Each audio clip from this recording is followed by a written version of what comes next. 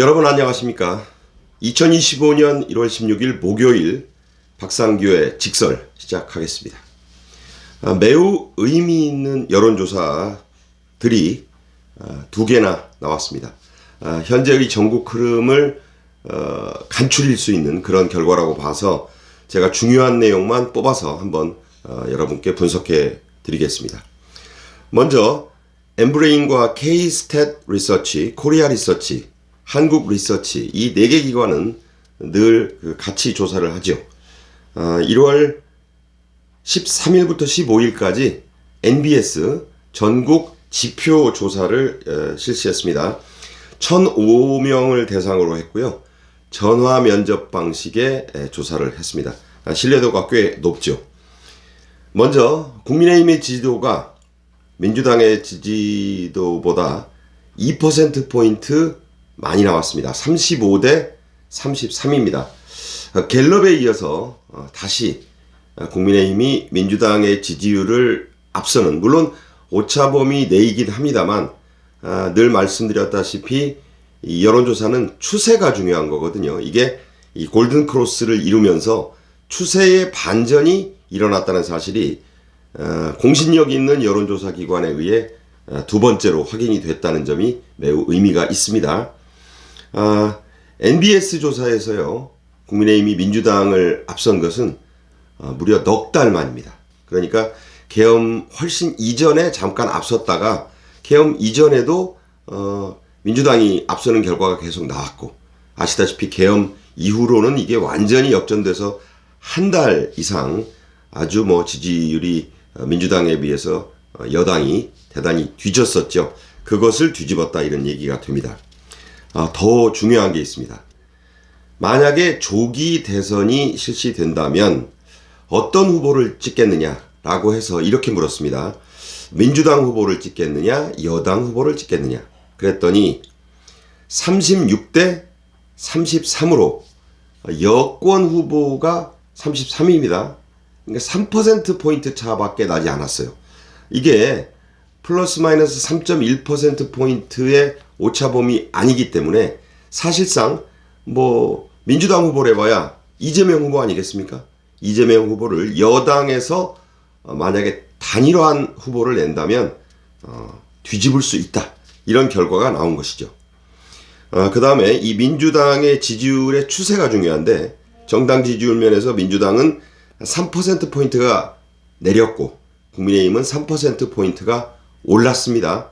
그러니까 이 차이가 지난주에 비해서 6%포인트가 가까워진 거죠. 그러니까 이것도 지금 더 이제 벌어질 가능성이 크다는 그런 추세를 보여주는 겁니다. 호남이나 부울경, TK는 여러분이 예상하시는 대로 한쪽 당에 대한 쏠림이 크니까 수도권과 캐스팅 보트를 쥔 지역들의 결과만 제가 좀 뽑아서 말씀드릴게요. 서울은 국힘이 34대 민주 29입니다. 5%포인트 차로 국힘이 앞서고 있고, 인천과 경기도 여기 매우 중요하죠. 국힘이 36, 민주가 34. 추세 자체가 이제 수도권에서 국힘이 앞선다는 얘기가 됩니다. 그리고 대전, 충청, 세종, 이 이른바 충청권 33대 30으로 역시 국힘이 앞섰다는 결과가 나왔습니다. 이것을요, 총선을 생각하시지 말고 조기 대선에 맞춰 보시면 이 결과들이 매우 유의미하다는 것을 아실 수가 있습니다. 그리고 이 대선 후보 적합도 면에서는 더 놀라운 결과가 있었어요. 아까는 이제 여권 후보만으로 이렇게 말하고 또 야당 후보 이렇게 지칭했는데, NBS가 사람 이름을 이제 박아서 물어봤습니다. 그랬더니 이재명 민주당 대표, 이재명 씨 지지율이 28%밖에 안 나왔어요. 이게 이전 조사보다 3%포인트가 내려서, 자 보십시오. 3%의 덫에 갇혀있다라고 평가를 했는데 아예 20%대로 내려간 거예요. 이재명 씨 지지율이. 이거 굉장히 의미가 큽니다. 그리고 갤럽 조사에서는 자유롭게 한번 응답자가 대선 후보를 골라주세요 이렇게 물었을 때라고 했을 때, 그때 김문수 후보가 8%포인트로 깜짝 여권 후보 1위를 했잖아요. 이번에는 아예 김문수 후보를 넣고 이재명 후보도 넣고 해서 한번 사람 이름으로 물어봤습니다. 그랬더니 아까 말씀드린 대로 이재명 28, 김문수 13, 두 자릿수가 됐어요. 갤럽보다는 물론 같은 기관은 아니지만 8%와 13%는 의미가 다릅니다. 두 자릿수가 됐고요. 유일하게 여권 내 두 자릿수 후보로 올라선 거예요. 김문수 노동부 장관이. 그리고 홍준표 8, 오세훈 6, 한동훈 5, 안철수 2 이렇습니다. 자, 이제 이게 무슨 얘기냐? 안철수 후보 왔다 갔다 하니까 이 사람 좀 빼고 한동훈 후보까지를 여권 후보라고 볼 때 이들 후보를 합쳐보니까 4명의 합이 32가 나와요. 안철수 씨 것까지 넣으면 34. 무슨 얘기입니까? 28%로 나온 이재명 후보를 이긴다는 거예요. 그것도 꽤 많이. 자, 그렇다면 이재명 후보를 대선에서 여당의 후보가 단일화를 잘해서 한 사람으로 힘을 모으면 얼마든지 꺾을 수 있다. 이런 결과가 나온 겁니다. 이거 대단히 의미가 중요해요. 이 점을 다시 말씀드리고, 그래서 이 정권을 교체하는 게 맞습니까? 그래서 야당 후보로 대선이 치러지면 바꿔야 됩니까? 라고 물었을 때는 48%가 나왔습니다. 그런데 이 결과는요, 그전보다도 5%포인트가 떨어진 거예요. 그전에는 53%, 과반이 넘었어요. 근데 이게 이제 5%가 떨어져서 48%. 정권 유지 혹은 정권 재창출을 하기 위해 여당 후보를 찍어야 된다고 생각하십니까? 라는 응답이 41이 나왔는데, 물론 이게 48 야당에 비해서 뒤지긴 했지만 이것은 이전에는 30%대였어요. 그러니까 37%였는데 이게 이제 41%로 올라선 겁니다. 그러니까 추세상으로 48대 41이 갈수록 이게 좁혀질 수 있다는 거예요. 사람 면에서도 그렇고 당을 넣고 물어봐도 이게 이제 달라붙거나 역전되는 그런 추세가 있다는 얘기입니다. 그리고요, 좋아하는 후보를 묻는 이 호감도 조사 못지않게 중요한 게 바로 비호감도 조사 아니겠습니까? 이 비호감도 1위 여야를 합쳐서 물었어요. 안철수가 77로 1등입니다.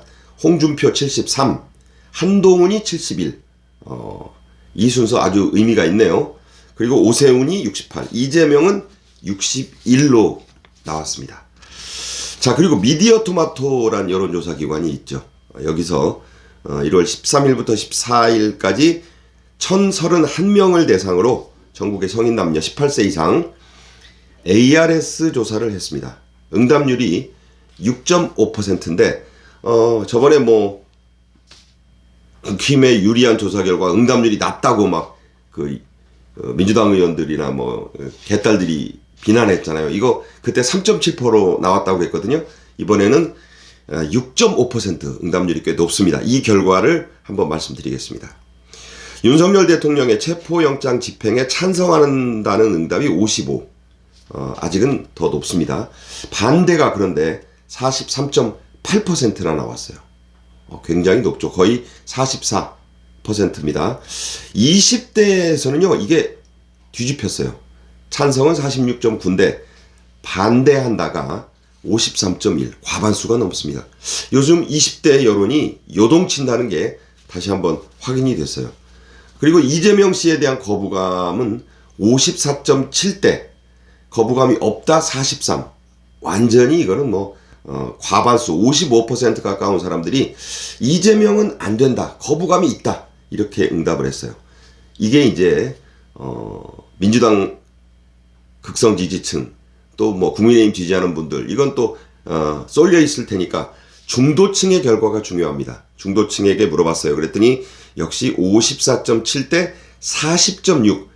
전체보다도 중도층이 거부한다는 게 전체의 54.7로 똑같고, 이 거부감이 없다는 오히려 더 많은 거예요. 이 중도층에서 40.6이 이 거부감이 없다고 했으니까 이것도 훨씬 더 중도층이 싸늘하게 이재명 씨를 보고 있다는 얘기입니다. 정당 지지율, 미디어 토마토의 정당 지지율은 민주가 41.8, 국힘이 40.5. 이거는 뭐 역전은 안 됐지만 차이가 1.3%포인트. 이 정도 되면요, 통계적으로 그냥 동률이에요. 이건 그렇게 돼 있다. 그래서 결론을 제가 다시 한번 내서 말씀드리겠습니다. 윤 대통령이 관저에서 이런저런 협박과 공수처의 그런 강압, 그리고 공수처가 이번에 들어가면서 두 가지의 불법을 저질렀어요. 하나는 영장에도 명시가 돼 있지 않은, 1차 때는 명시가 됐었잖아요. 형사소송법 110조, 111조가 이번에는 다른 판사가 발부해서 그 내용이 없었거든요. 그런데 그러려면 반드시 관저에 들어가려면 경호처장, 이제는 김성훈 경호처 차장이죠. 승낙을 받아야 되는데 그거 안 받고 들어갔거든요. 이거 명백한 불법입니다. 그리고 군에로부터 이 55 수방사 55 경비단의 허가를 받았다. 이것도 거짓이에요. 그래서 이것도 불법입니다. 이 두 가지는 앞으로도 계속 문제가 될 거예요. 고발 방침도 밝혔고. 그래서 어쨌든 윤 대통령이 아시는 대로 관저에서 43일간을 버티셨어요. 그래서 그 사이에 이 지지층이 결집하지 않았습니까? 그러는 사이에 이 지지율이, 국힘의 지지율이 이렇게 반전을 일으킨 거고, 상대적으로 이재명 씨의 지지율이라든가 민주당에 대한 지지율이 떨어진 거예요. 이게 100% 윤 대통령만의 힘이다 이렇게 볼 수는 없지만, 그러나 이게 없었더라면 밖에서 하는 국민의힘 의원들만의 힘으로는 이게 가능했겠는가? 이건 여러분도 충분히 그렇지 않다 이렇게 이해하시고, 이게 윤 대통령의 관저 43일간의 그 결과로서 중요한 의미를 갖는다고 볼 수 있습니다. 그리고 이제 국힘의 지지율이 민주당과 달라붙으면서 골든크로스를 이뤄가는 것 같다. 이제 역전 추세가 굳어지고 있다. 그러니까 이제 국힘이 민주를 앞서 나가는 추세는 물론 오비를 안 내야죠. 실수 안 하고 자만하지 말아야죠. 잘하면 계속 역전을 시켜서 나갈 수 있다. 왜 중요합니까? 조기 대선을 염두에 둬야 되는 그런 분위기로 가고 있으니까, 돌아오시면 탄핵 심판이 기각되면 너무 좋겠지만 그러지 않을 수 있다는 가능성을 대비한다면 이 조기 대선 준비, 그래서 정당 지지율 중요하고요. 이재명 씨의 지지율 하락, 그리고 여권 후보의 경쟁력, 이런 것들이 대단히 중요하다 이런 말씀을 드립니다. 그래서 아까 말씀드렸죠. 이재명 씨 지지율 28%까지 떨어진 게 나왔다. 그리고 여권 후보를 단순히 합산해 보니까 이기고 안철수 씨 지지율까지 더하면 꽤 넉넉하게 이길 수 있다라는 그런 결과. 그래서 여당 후보 단일화 잘 하면은 얼마든지 조기 대선에서 승리해서 정권을 재창출할 수 있다. 이런 얘기가 됩니다. 그리고 매우 중요한 얘기. 20대의 이 여당 윤 대통령 지지율이 매우 상승하고 있고, 탄핵에 대한 입장도 20대는 반대가 굉장히 많아요. 이거에 대해서 굉장히 그럴 리가 있어? 한번 그러고 말겠지. 안 그렇습니다. 지금 계속 여론조사 추세에서 20대가 나타나고 그렇게 응답하고 있어요. 그래서 이른바 이준석 씨가 만들어낸 말이지만 세대 포이론, 이게 먹힐 수 있다. 얼마든지 그럴 수 있다. 60대와 70대 이상의 지지율이 확고한 만큼 20대의 지지율을 확장시키고, 그리고 30대도 역전됐다는 데도 있지만 상당히 20대를 따라가는 모습을 보이고 있어요. 30대도 35를 중심으로 한 로우 30대는 국민의힘에 상당히 우호적인데, 이 후반 30대, 35에서 40에 가까운 30대는 조금 다른데, 어쨌든 이 30대까지를 여당 지지와 윤 대통령 지지로 돌려 세우면 필승 구도가 자리 잡을 수 있다. 바로 이런 말씀을 오늘 드립니다. 지금까지 박상규의 직설이었습니다. 고맙습니다.